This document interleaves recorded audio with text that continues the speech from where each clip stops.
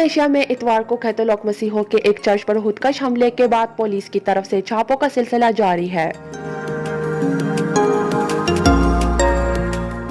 पीर को एक दूसरे मुकाम से धमाकाहेज मवाद कब्जे में ले लिया गया है। गुज़श्ता रोज के बम हमले में 2 हमला आवर हलाक और कम से कम 19 अफराद जख्मी हो गए थे।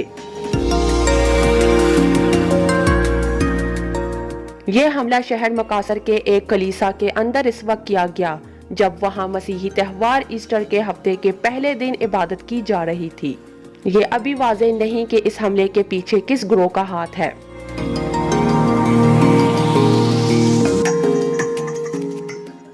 मकासर का शहर जजीरे सोलावेसी पर वाक़ है।